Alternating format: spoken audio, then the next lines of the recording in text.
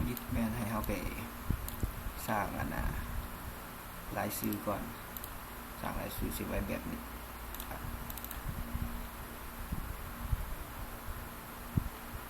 รายชื่อแขกทั้งหมดเก็บไว้ตั้งหากลำดับชื่อนามสกุลสถานะ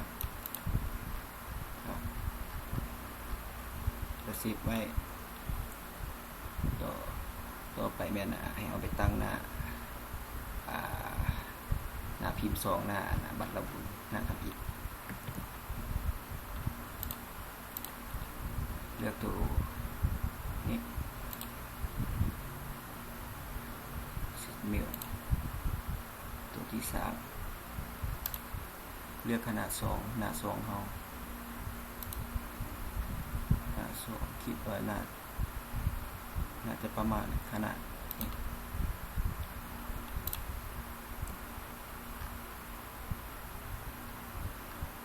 โอเคพิมพ์ต่างๆพิมพ์ใส่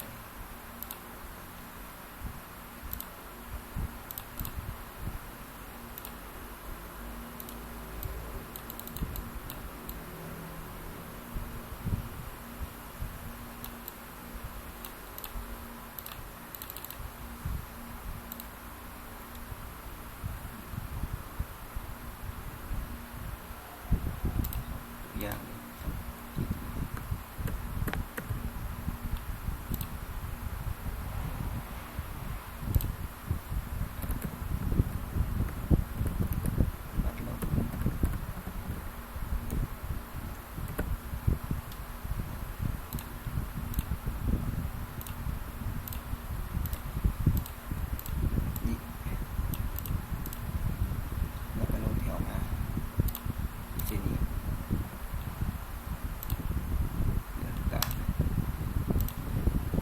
เลือกตัวรายชื่อที่เขารายชื่อแขกที่เขาเซฟไว้ต่างหากให้ไปเลือกตัวเก่าตัวแล้วก็เสิร์ชบอลเขาเซฟตัวที่2เซฟไปรายชื่อบัตรระบุเนาะรายชื่อแขกทั้งหมดหลังจากนั้นมาดึงเข้า insertที่มีตัวเขาเซฟไว้เนาะรายชื่อและนามสกุลสถานะให้เลือกรายชื่อก่อนหลังจากมาเอาสถานะมาปรับพังลงวาง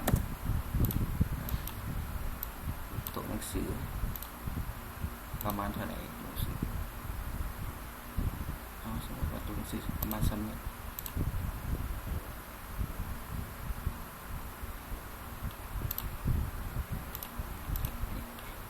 แล้วกลับมาบอร์ดเก่าหลังจากแปลงแล้วกดเบิ่งวิวจะมีรายชื่อที่ว่าเขาเตรียมไว้นี่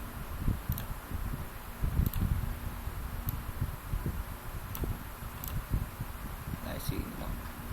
ตอนนี้เขาจะพิมพ์ออกมาเบิดพร้อมกันบาทเดียวเนาะให้มันเลือกตัวนี้นี่มันจะแสดงรายชื่อทั้งหมดที่ว่าเขาเตรียมไว้เลือกออก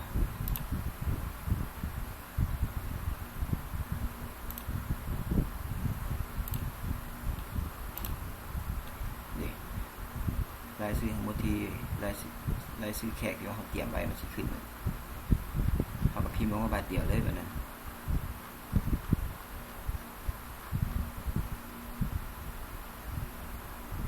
โอเค